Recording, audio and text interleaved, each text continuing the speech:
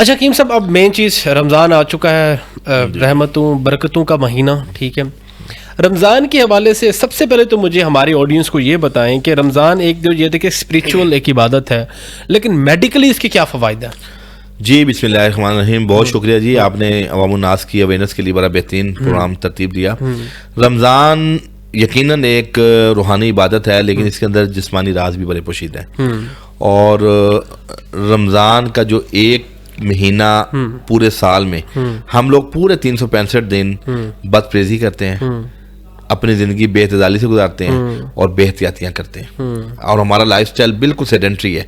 और आप देखें, हम शरीयत मुतहरा के और हिफ़्ज़ान सेहत के बरखिलाफ ज़िंदगी गुजारते हैं। 5-5 खाने खाते हैं, सुबह नाश्ता हमारा अलग होता है, दोपहर के खाने और नाश्ते के दरमियान में भी हम कुछ ना कुछ खा लेते हैं ब्रंच की शक्ल में, आप लंच भी करते हैं, आप सुपर टाइम में भी शाम में चाय के साथ कोई ना कुछ स्नैक्स ले लेते हैं, फिर आप डिनर भी करते हैं। और फिर एक नई आजकल एक मसला आ गया कि बेड टाइम पे मील भी ले रहे हैं, कि रात को लोग, जब से कोरोना के दिनों में लोग रातों को जागते थे, छुट्टियां होती थी, होम करते थे, वर्क एट होम करते थे, तो उस सूरत में भी आपको आदत पड़ गई कि जी बेड मील की, और उसमें बर्गर मंगवा लें, शवारमा खा लें, तो वहां से लोग मोटा होना शुरू हुए, वहां से बहुत सी बीमारियां पैदा होनी शुरू हो गई। अब रमज़ान क्या है? रमज़ान का असल फलसफा यह है कि आपकी बॉडी के अंदर जब रद्दी मादा पैदा हो चुके हैं और वो पीक पे हैं, तो ये महीना उन लोगों के लिए जिनका कोलेस्ट्रॉल ज़्यादा है, जिनका लीवर फैटी है, या जिनका अंदर मोटापा आ रहा है, उनके लिए ये अल्लाह की नेमत है। और मैं आपको इस प्रोग्राम के दोस्तों से कह दूं कि ये जो 1 साल बाद हम 1 माह के रोज़े रखते हैं, अगर ये हम पर 1 माह के रोज़े फ़र्ज ना होते तो शायद हमारी उम्रें भी कम हो जाती। जो लोग रमज़ान के रोज़े बाकायदगी से रखते हैं, मैं मेडिकली बात बता रहा हूँ आपको, मेडिकल पॉइंट ऑफ व्यू से, उसकी वजह यह है कि उस ऑर्गन में उस केमिकल को जाके रेक्टिफाई करता है रोज़ा। आज पूरी दुनिया के अंदर रिसर्च है कि जो मेडिटेशन है या जो फास्टिंग है, इंटरमीडिएट फास्टिंग, पूरी दुनिया में मुख्तलिफ इलाज के अंदर उसका हिस्सा बनाया गया। अच्छा, जैसे आप अमेरिका के अंदर एक यूनिवर्सिटी में रिसर्च हुई थी कि कोलाइटिस के पेशेंट थे, जिसको आप कह लो कि बड़ी आंत की सोजिश के और जख्म के, तो उन्होंने लंबा अरसा कुछ नहीं दिया। जब कुछ नहीं दिया तो नेचुरल केमिकल्स पैदा हुए जिन्होंने उस जख्म को मंदमल किया, अच्छा, हील किया। तो वो अब ये बात साबित हो गई कि वो तो गैर मुस्लिम है जिन्होंने फास्टिंग की, पर हम बहैसियत मुसलमान रोजा रख के रूहानी फैज़ भी लेते हैं और जिस्मानी फैज़ भी लेते हैं। ये अल्लाह का हम पे करम है।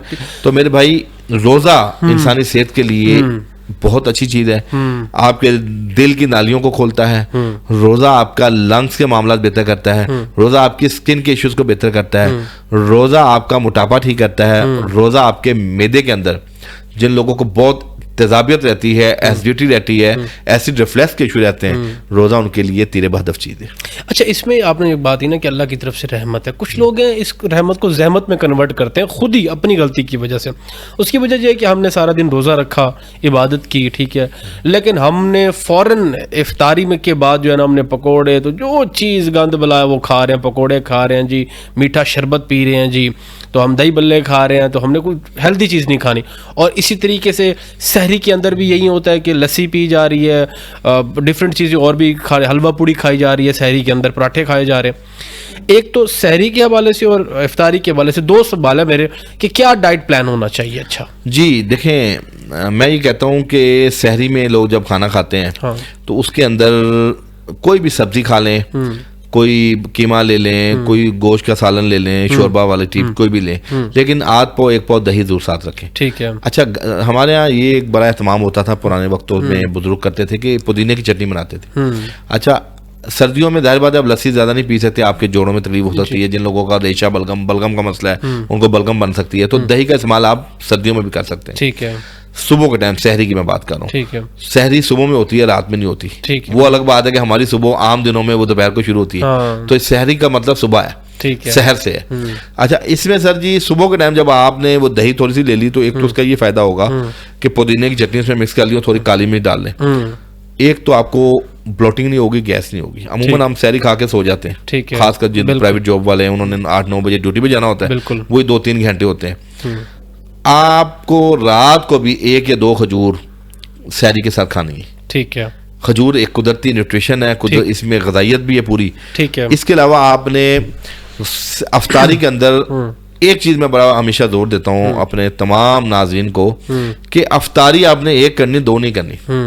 मिसाल के तौर पे हम किसी की दावत पे भी जाते हैं या घर में भी होते हैं, हम पहले एक पूरा रोजा जब खुलता है तो दस्तरखान पूरा भरा होता है, अनवारो तजल्लियात से कह लें, बिल्कुल बिल्कुल, अनवारो बरक़ात से कह लें, मैं नाम नहीं लूंगा, बिल्कुल। लेकिन घर की चीज की हम पाबंदी नहीं करते। पकौड़ा कोई बुरी चीज नहीं है, पकौड़ा घर में बना हुआ है, क्वालिटी अच्छी है, अच्छे तेल में, सरसों के तेल में बना हुआ है। पकौड़ा क्या है, बेसन ही है भाई, बेसन तो आपके लिए बेहतरीन चीज है, लेकिन चूंकि ऑयली चीजों का इस्तेमाल नॉर्मल किया जाए। पकौड़ा, समोसा, रोल आप घर में खाएं, लेकिन उसके साथ पुदीने की चटनी के साथ खाएं। अच्छा, वो जुज़े अच्छा, वैसे आप पहली दफा ये कह रहे हैं, पहली दफा नहीं, आप ही कह रहे हैं, शायद बहुत सारे ऐसे डॉक्टर्स हैं जो कहते हैं जी, वो जैसे डॉक्टर अवान साहब ने कहा जी एक समोसे में इतने कैलोरीज हैं, तो ये तो वो नहीं देखें, मैं ये हमने बदनाम किया हुआ है पकौड़ों समोसों को। जिन चीजों में बदनामी है वो हमने ट्रेंड बनाया हुआ है। हम कहते हैं ऑयल अच्छा इस्तेमाल करें, ऑयल की वजह से बड़ी बीमारियां पैदा हो रही हैं, मेटाबॉलिज्म पूरा चेंज हो रहा है। हम कहते हैं ये कोल्ड ड्रिंक्स वगैरह, ये सिंथेटिक आइसक्रीम वगैरह छोड़ दें। हम कहते हैं चीनी जो है ना, इसका जरा आप बाइकआउट कर दें, अपनी आपको सेहत चाहते हैं या अपने आप को कोलेस्ट्रॉल, ट्राइग्लिसराइड या हार्ट फेलियर से बचाना चाहते हैं, व्हाइट चीनी छोड़ दें। आप हमारा लोगों में बताने का, शौर उजागर करने का मकसद ये है कि आप नेचर की तरफ आए, कुदरत की तरफ आए, और वो चीजें जो कुदरत ने बनाई हैं, आप चीनी की जगह शक्कर इस्तेमाल कर सकते हैं, गुड़ इस्तेमाल कर सकते हैं, कुछ भी कर सकते हैं। आप ये केचप और मायोनीज और ये दुनिया की जो वो रेड चिलीज जो खा रहे हैं, उसकी जगह आप पुदीने की चटनी बनाएं।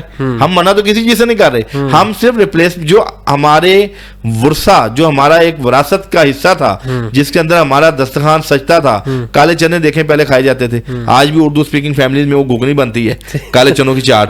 सर यकीन करें, घोड़ों की खुराक है ये, खाएं तो सही लोग। जो लोग अपने अंदर कमजोरी महसूस करते हैं, जो लोग कहते हैं कमर में दर्द हो गई, या मैं उनके लिए भी कहता हूँ जो कहते हैं जी रोजा रख के कमजोरी होगी, हालांकि रोजा रख के कमजोरी नहीं होती, वो भी खाएं काले चने।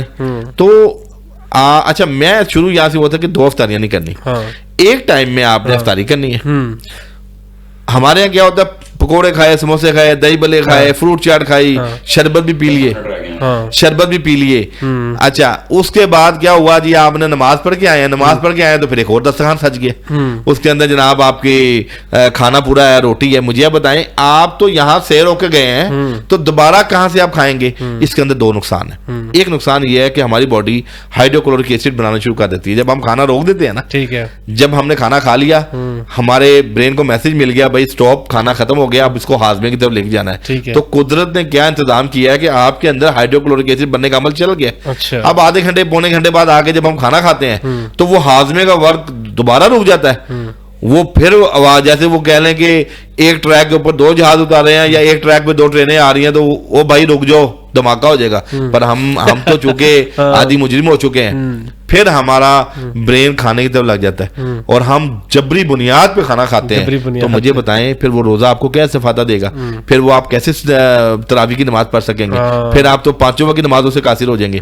तो मैं ये कहता हूँ अवामुन नास को कि बराए मेहरबानी ये जो रमजान का महीना मिला है ना, एक इफ्तारी कीजिए। कुछ लोग इस तरीके से ये अपनाते हैं इस डाइट प्लान को कि मतलब कि जब इफ्तारी हो रही होती है तो हल्का फुल्का खजूर खा के फिर नमाज पढ़ते हैं, फिर ऐसे कर लें, सादा पानी पी लें, खजूर खा लें, उसके बाद आके खाना खा लें, तसल्ली से। ये ठीक है, लेकिन तसल्ली नहीं होती ना मुसलमानों। मैं यही तो कह रहा हूँ, हम पूरी एक न्यूट्रिशन बेस, एक calories, heavy calories base diet लेके जा रहे हैं और उसके बाद आके हम खाना खाते हैं। तो ये चीजें थोड़ी सी गलत हैं, बाकी हमारा कोई इख्तिलाफ नहीं है। सहरी के अंदर एक चीज, अब कौन सी चीजें जो नहीं खानी चाहिए, क्योंकि गलत तासुर दिया गया ना, खासतौर पे जी आप लस्सी पी लें तो आपको सारा दिन प्यास नहीं लगेगी, आप पानी भर भर पिए जी, आपको बच्चे होते समझ भी नहीं होती, 5-5 4 गिलास पी रहे हैं जी, वो जी सारा दिन आपको प्यास नहीं लगेगी। और बहुत सारी ऐसी चीजें भी साथ खिलाई जाती है, वो आपको पता होगा कौन सी चीजें जो इनका इस्तेमाल सहरी में नहीं करना चाहिए, नुकसानदेह हो सकता है। देखें, सहरी के अंदर आप कोशिश करें कि सब्जियां घर के फुल्का ले लें। अच्छा, पराठे की जगह आप बजाय आप किसी कुकिंग ऑयल या किसी और कंपनी का आप लें, आप देसी घी में पराठा खाएं। देसी घी कुछ नहीं कहता, लोग डरते हैं कि मोटापा होगा, दिल के मराज होंगे। भाई अब तो अमेरिका के अंदर देसी घी शुरू हो गया और क्या ये अब तो कंफर्म, हम मसला तो ये है, हकीम कहे तो लोग बात नहीं मानते। WHO या FDA से कोई चीज थप्पा लग के आ जाए, लो जी ये बात ठीक है। देखे ना, 1400 साल कबल नबी मेहरबान ने जो SOPs दिए थे, वही SOPs कोरोना के WHO ने दिए हैं। तो जैसे कोरोना आया तो हमने कैसे उसको लेके अडॉप्ट किए, जो 1400 साल पहले हमारे नबी मेहरबान ने हमें बता दिए थे, हमने उसको फॉलो नहीं किया उनको। तो मैं यही बात बताना चाह रहा हूं कि भाईजान यकीन कीजिए कि सहरी के अंदर आप देसी घी का ऊपर से आप बोर के इस्तेमाल कर लें, साथ आप ना थोड़े से ऑलिव्स ले लें, ग्रीन ऑलिव्स 5-7 दाने एज अ सैलेड ले लें, और साथ जो भी सब्जी है, सालन है, दाल है, जो भी आपके घर बनी है वो आप उसके साथ खा लें, और थोड़ी सी दही ऊपर से ले लें। लेकिन 1 या 2 खजूर भी खा लें। बेहतरीन सहरी है। पानी ज़्यादा नहीं पीना सहरी के बाद, आपने कोशिश करना है कि पहले पानी पी लें, अफ्तारी और सहरी के दरमियान में आप 10-12 गिलास पानी पी लें। लेकिन एक चीज़ और बता दूं कि जो लोग नकाहत कमजोरी महसूस करते हैं ना, उनके लिए है पंजीरी।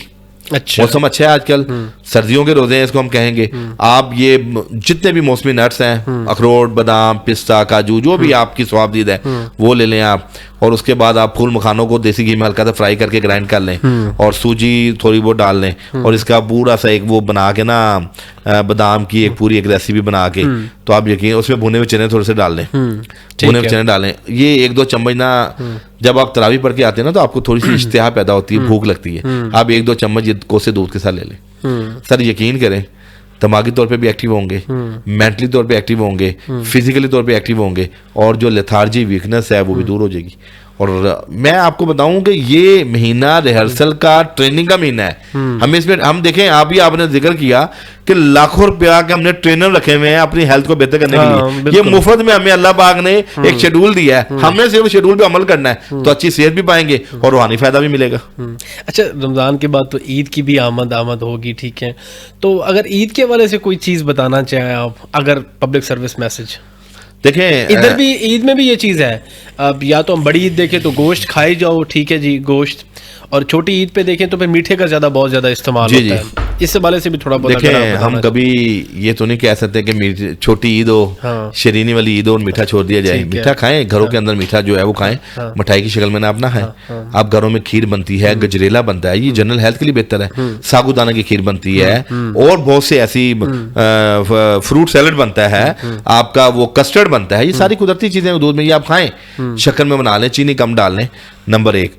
दूसरा ये कि जो ईद के हवाले से बस मैं यही पैगाम दूंगा कि रमज़ान आने से पहले शबान के महीने में नबी मेहरबान लोगों को जगाते थे कि एक्टिव हो, जो रमजान आ रहा है उसके अंदर खाली ये नहीं था कि अपने कमर कस लेते थे और कहते थे कि भाई चाको बंद हो जाओ, ये बड़ा बाबरकत महीना आ रहा है, ये बड़ा फजीलत वाला महीना आ रहा है, और इसके अंदर रूहानी फैज़याबी के साथ साथ जिस्मानी फैज़याबी भी है। तो मैं लोगों को बस यही कहूंगा कि जी आप रमजान आने से 10-12 दिन पहले अपना स्केड्यूल जो है ना उसको थोड़ा सा ना दोपहर का खाना पेंडिंग करते जाए और सुबह जरा जल्दी खाते जाए। तो यकीन करें जैसे रमजान आएगा आपको कोई फर्क महसूस भी नहीं होगा। और रमजान जाने के फौरी बाद भी आप वो जो हमें शवाल के रोजे कहा गया है, बिल्कुल 6 रोजे, वो भी उसकी यही हिकमत है कि हम थोड़ा सा एकदम 30 दिन के बाद और खाना पीना शुरू करें, बल्कि वक्फे से वो रोजे शुरू कर दें 1-2 दिन बाद ईद के। तो ये सारी चीजें इसमें हमारे लिए अल्लाह ने खैर रखी है और अल्लाह ने फजीलत रखी है। और मैं समझता हूँ कि अगर हम हिफ्ज़ान सेहत के ऐन मुताबिक रोजा रखना शुरू कर दें तो हर शख्स के अंदर जो मुज़िब मर्द है वो खत्म होगा अल्लाह की रहमत से। ठीक है, कुछ और ऐड कराना चाहते हैं रमजान के बाद? एक आध बीच में कर लेंगे, रमजान के बाद में कर लेंगे, थोड़ी देर का ना, आधे घंटे का कहीं बीच में कर लेंगे रमजान का। नहीं, अभी 5 मिनट है हमारे पास, अगर कुछ सवाल बता दें। बीमारियों को पूछे ना कि कौन कौन सी बीमारी में रोजा नहीं रख सकते। हाँ ठीक है। अच्छा हकीम साहब ये बताएं कि कौन कौन सी बीमारियां हैं जिसमें हम रोजा नहीं रख सकते? हाँ अच्छा, इसमें ऐसा है कि जिन लोगों को गुर्दों के मराद है, ठीक है, यानी उसमें यूटीआई इन्फेक्शन है या गुर्दों में पथरियां हैं, क्रिस्टल ऑक्सलेट की हैं, सिक्रीशन हैं, उनके लिए रोज़ा रखना ममनू है। उनको हम खुद भी नहीं कहते कि आप रोज़ा रखें। और दूसरा जो डायबिटीज़ टाइप 2 और टाइप 1 वाले पेशेंट को हम रिकमेंड नहीं करते रोज़ा रखना, क्योंकि उसमें ज़्यादातर बच्चों को भी होती है और उसमें फिर एक खुदा ना खास्ता अगर आपको डोज लेनी पड़ती है 2-3 वक्फों से मेडिसिन की, तो टाइप 2 वाले अपने मुआलिज के मशवरे से इंसुलिन को एडजस्ट कर लिया जाए। उसमें भी ये है कि जो रात के टाइम सहरी की जो इंसुलिन है ना वो ज्यादा ना दी जाए डोज, अफ्तारी के बाद ज्यादा ले ली जाए। उसका ये फायदा है कि आपकी हाइपोग्लाइमेटिक अटैक में नहीं आप जाएंगे। और दूसरा तीसरा, जो लोग बहुत ज्यादा ज़ईफ हैं, ज़ौफ है जिनके अंदर, चाहे वो किसी बीमारी की वजह से, जैसे आपको पता है कार्सिनोमा है, कैंसर हैं लोगों को, वो लोग रोजा नहीं रख सकते। लेकिन अल्हम्दुलिल्लाह मैंने देखा है जो लोग जज्बा रखते हैं। मैंने तो 70 साल 80 साल के लोगों को रोज़ा रखते देखता हूँ, हमारे पास आते हैं और बड़ा दिल बाग बाग होता है कि अल्लाह ने जज्बा दिया है। तो एक तो मेरा ये पैगाम है लोगों के लिए कि जो लोग बहाने बनाते हैं कि मुझे मैदे का मसला है तो रोज़ा मैं नहीं रख सकता, मुझे डॉक्टर ने मना किया है, भाई खुदा का वास्ता ये बहाने बनाना छोड़ दें। ये रोज़ा रखें, आप रोज़ा रखेंगे आपका मैदा ठीक रहेगा। जिन लोगों को ज़हनी मसाइल हैं आप रोज़ा रखें, वो ज़हनी मसाइल से आपको छुटकारा मिलेगा। रोज़ा रखने से आपको जिगर आपका फैटी अगर है तो फैटी से वो नॉर्मल होगा। रोज़ा रखेंगे अगर आपके अंदर एलर्जी के इश्यूज हैं, सोराइसिस के इश्यूज हैं, स्किन सोराइसिस के, आर्टिकेरिया के इश्यूज हैं तो वो रेक्टिफाई होंगे। रोज़ा जब आप रखेंगे तो आपकी स्किन ग्लो करेगी रोज़ा रखने से। देखिए हमारी बॉडी, मैं ये समझता हूँ कि हमारी बॉडी के अंदर बहुत सी कुव्वतें ऐसी हैं जो एक्सेस जा चुकी हैं। हमारी मोस्टली लोगों में प्रोटीन ज़्यादा बॉडी में है, एमोनिया बढ़ चुका है, बहुत से लोगों में हमारे मुख्तलिफ कैलोरीज ऐसी हैं जो भरमार है। तो जब आप रोज़ा रखते हैं तो तहलील का, तादेल का अमल बेहतर होता है, जिससे हमारी बॉडी हर किस्म के मुताफ़िन मवाद से पाक साफ होती है। थैंक यू सर, हकीम साहब, थैंक यू सो मच। नाज़रीन, आज के पॉडकास्ट का वक्त ख़त्म होने को, इंशाल्लाह एक नए टॉपिक के साथ, एक नए गेस्ट के साथ आपसे फिर मुलाकात होगी। अपने मेज़बान उमर शरीफ लिकारी को इजाज़त दीजिए। अल्लाह ने के बाद।